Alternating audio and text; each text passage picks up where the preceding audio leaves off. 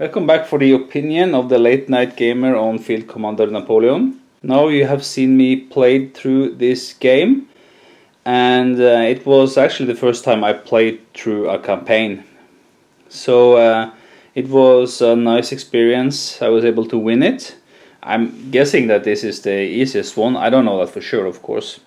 So you make strategic choices here on the battle map, where you want to move your units, how many you're taking with you, are you splitting them off, how many objectives are you going to take, and how quickly are you going to take them. You have to make those choices based on your units, how many supply points you have to recruit, and how quick the time goes by, so to speak.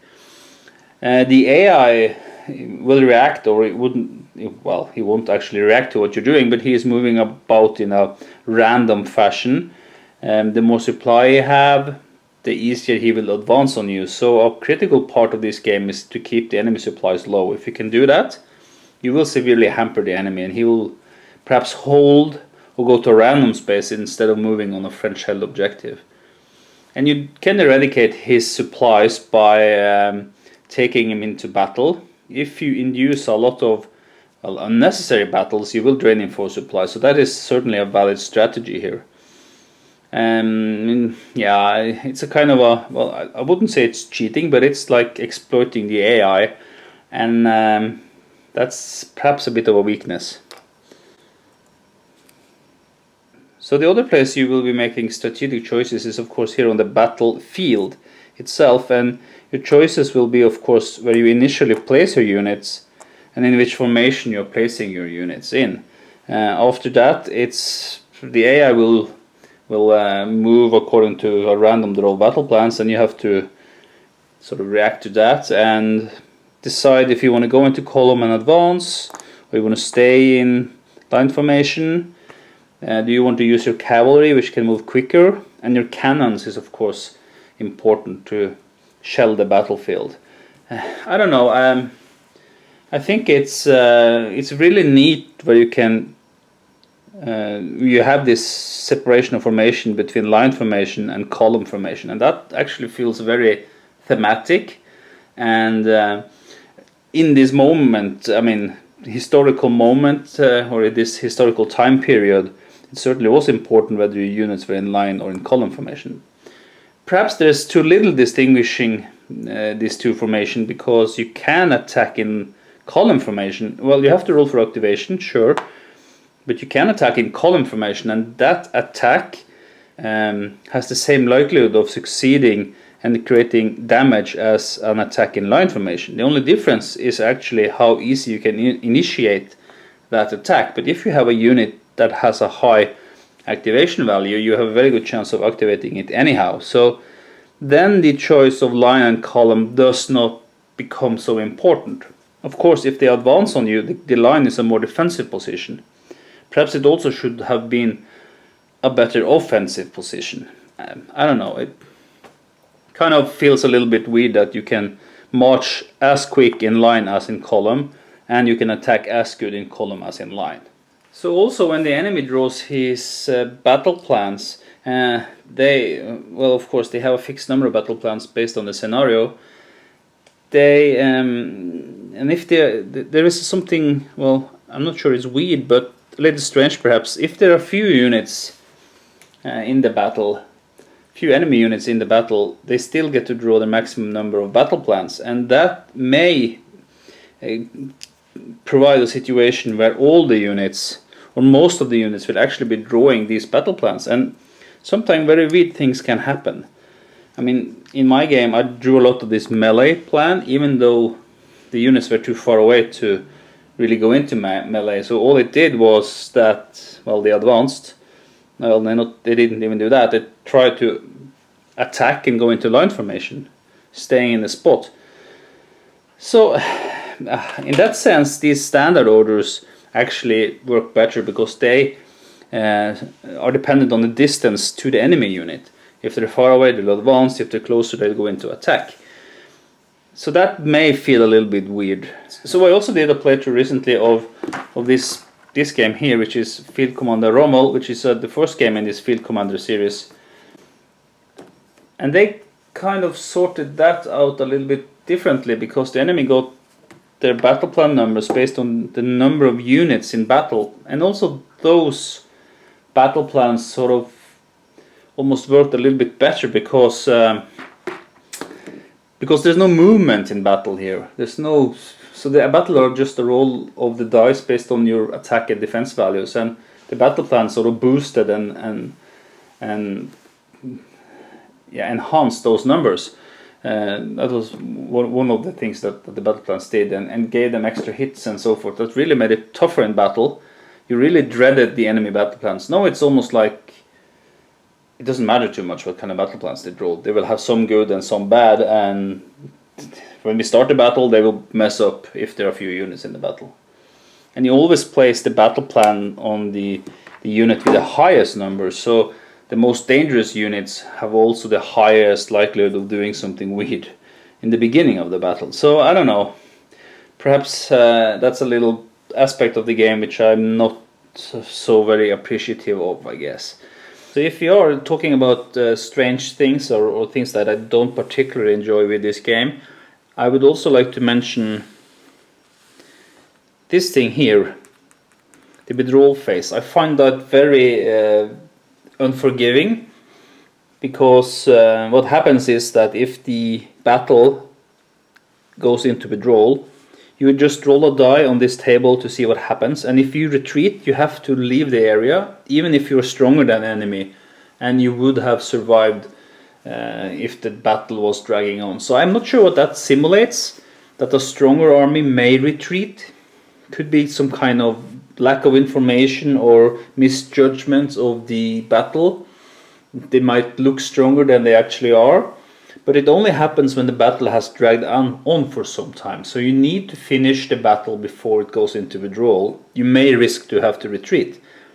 Okay, it gives an extra pressure on you to sort of advance, so you just can't sit back and fire your cannons if you have cannons in the game. So you need to be a little bit more on the offensive.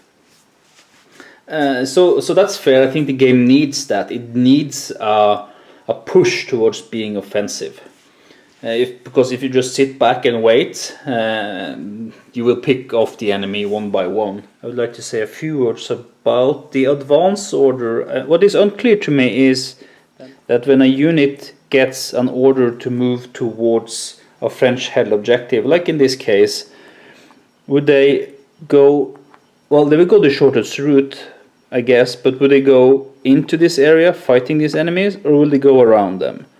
I tend to think that they would go around them to avoid battle, but if they were much stronger, they would certainly not. They would benefit from going into this area and taking out these units. So also weak units can get the advance order, and then would they take on a really strong enemy unit? I mean, if there were many French units here and just a few enemy units, like one, and he gets the order to advance, I mean, would he really? But there are a lot of things to like about this game, that is for sure. I definitely like it more than I dislike it. I really like the aspects of having units here in stacks that you move around on the board, and the quality of the components are just astonishing. It is an expensive game, yes, but you get a lot for your money. I think it's definitely worth it if you like this type of gaming. It is a solo war game, so it's a bit strange in that way, because you have to relate to an AI. And a lot of strange things can happen. I'm willing to swallow that easily. I mean, strange things do happen in wars. Misunderstandings and wrong information and confusion and all of this. And you can attribute a lot of these things to confusion and you know, misguided commanders and this type of things. So I think that's fine. I like it that you have to consider line formation or column formation on the battlefield. That gives a strategic element to it. I also like it that you have to try to foresee the situation, so when you put on orders, they have to do them, right, when it's their turn. They can't say, oh well, I'm not doing it. No, you have to do it, you have to follow through these orders. Of course, with the standard ones, you don't have to decide until you actually see what's going on. But for these guys, I mean, the 2 or 3 or 4 that you have to place, they will try to execute those orders, and that sometimes may leave the units in a wrong position at the wrong time. It happened at least once during my game that I lost units because of charging cavalry straight forward and they were just shot down. I was thinking that the situation would look a little bit different. So I like that a lot, and having a lot of units on here in column and line and marching, and I mean, I can almost feel it, or I can almost hear the drums, right, and like from movies. So I think it's, well, it's excellent in that sense. There's a lot of fun in this box. Yeah, speaking of Rommel, I brought him along just for comparison, and I mean, beside Napoleon, Rommel looks very puny. Okay, given this is not the deluxe version, there is a deluxe version of this game which comes with mounted maps and thicker counters, but still, there's nowhere near the components there are much more components and higher quality in Napoleon. So this is all you get in Rommel in terms of chits. While I have 3 times, well, you can see for yourself, this is 1 tray. Can you see that? Yeah, so that's 1 tray, and this is the 2nd tray, and this is the 3rd tray of counters for Napoleon. There's a lot of components here. There's really a lot, and the maps are fantastic. It's also quite, well, significantly more expensive to buy Napoleon than Rommel.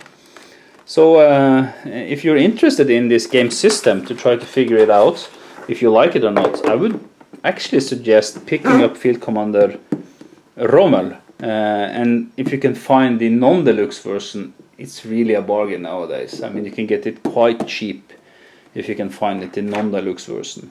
So that's a very good starting point for learning the system and see if you like it, because even though they play out a little bit differently, it is the same system where you move and you roll a die to see what the enemy does, and he moves and there's a battle and you both roll and do stuff. So if you like this type of AI, then it's a good way to find out by buying Rommel.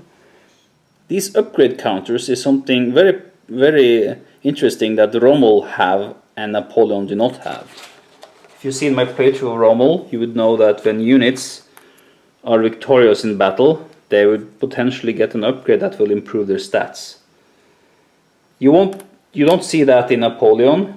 Rather, they would have stats from the beginning of the scenario until the very end of it. So quality levels, veterans, poor line, elites, these sort of things.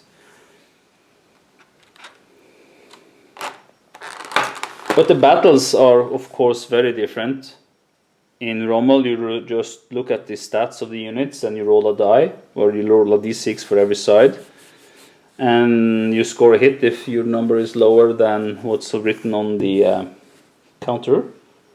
Basically the same as in Napoleon, but you have this activation which is really neat. I like that a lot. I mean, even if you have units on there and they're trying to execute something, it's not for sure that they would. Right. I definitely think the battle system is an improvement in Napoleon over Rommel. It's the 3rd game in the series.